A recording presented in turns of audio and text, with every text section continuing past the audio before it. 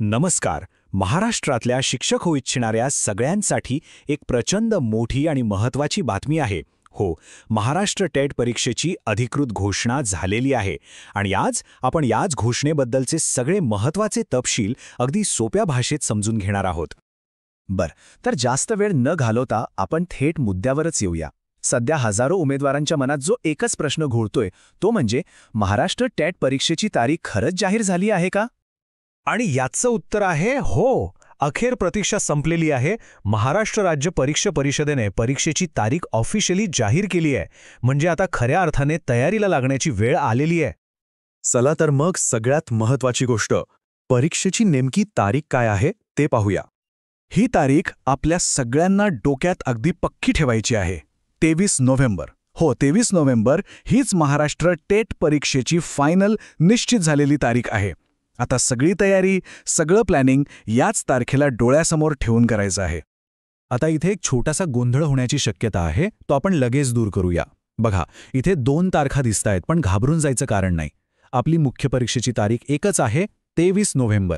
पण समजा काही कारणाने त्याच दिवशी IBPS किंवा MPSC सारखी दुसरी एखादी मोठी परीक्षा आली, तरच 16 नोव्हेंबर ही राखीव तारीख वापरली जाईल.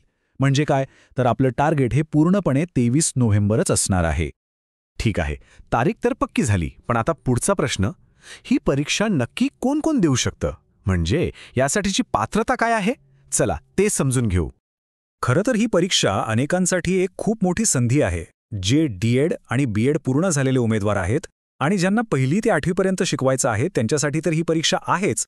पण एक खास गोष्ट म्हणजे जे उमेदवार सध्या D.Ed किंवा B.Edच्या दुसऱ्या वर्षाला शिकत आहेत, म्हणजे ज्यांचं शिक्षण अजून पूर्ण व्हायचंय, ते सुद्धा ही परीक्षा देऊ शकतात. ही खूप महत्त्वाची गोष्ट आहे. आणि एक गोष्ट लक्षात घ्या, ही परीक्षा फक्त नवीन उमेदवारांसाठी नाहीये. जे शिक्षक सध्या नोकरीत आहेत त्यांच्यासाठी सुद्धा ही परीक्षा प्रचंड महत्त्वाची आहे. आणि यामागे एक मोठं कारण आहे, ते म्हणजे 1 सप्टेंबर रोजी आलेला सर्वोच्च न्यायालयाचा एक अतिशय महत्त्वाचा निकाल. या निकालाचा अर्थ अगदी सरळ आणि स्पष्ट आहे. जे शिक्षक सध्या सेवेत आहेत पण टेट पास नाहीत आणि ज्यांची नोकरी 5 वर्षांपेक्षा कमी झालेली आहे, त्यांना आपली नोकरी टिकवण्यासाठी ही परीक्षा पास होणं आता बंधनकारक आहे, अनिवार्य आहे. म्हणजे त्यांच्यासाठी ही फक्त एक संधी नाही, तर एक गरज बनली आहे. बरं, परीक्षेची तयारी करायची म्हणजे आपलं लक्ष, आपलं टार्गेट काय आहे हे आधी स्पष्ट असायला हवं. चला तर मग ही परीक्षा पास होण्यासाठी नक्की किती गुण मिळवावे लागतील ते बघूया. पास होण्याचे निकष अगदी सोपे आणि सरळ आहेत. जे उमेदवार खुल्या प्रवर्गात म्हणजे ओपन कॅटेगरीत येतात त्यांना 150 पैकी 90 पेक्षा जास्त गुण मिळवायचे आहेत. सोप्या भाषेत सांगायचं तर 60%. आणि जे मागासवर्गीय उमेदवार आहेत त्यांच्यासाठी ही अट 82 पेक्षा जास्त गुणांची आहे. अगदी स्पष्ट गणित आहे. इथे खूप महत्त्वाची गोष्ट सगळ्यांनी लक्षात ठेवायला हवी.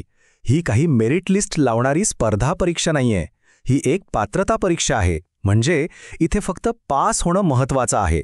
त्यामुळे मला टॉप करायचंय यापेक्षा मला पास होण्यासाठी लागणारे किमान गुण मिळवायचे आहेत यावर लक्ष केंद्रित करणं जास्त महत्त्वाचं आहे. आता येऊया सगळ्यात महत्त्वाच्या गोष्टीकडे, आणि ती म्हणजे वेळ. परीक्षेला किती दिवस उरले आहेत आणि आता तयारीचा वेग किती वाढवावा लागणार आहे हे पाहणं खूप गरजेचं आहे. 23 नोव्हेंबर ही तारीख डोळ्यासमोर ठेवली तर आजपासून मोजायला गेल्यास 50 पेक्षाही कमी दिवस आपल्या हातात आहेत. हो, फक्त 50 पेक्षा कमी दिवस. म्हणजे आता प्रत्येक दिवस, प्रत्येक तास खूप महत्त्वाचा आहे.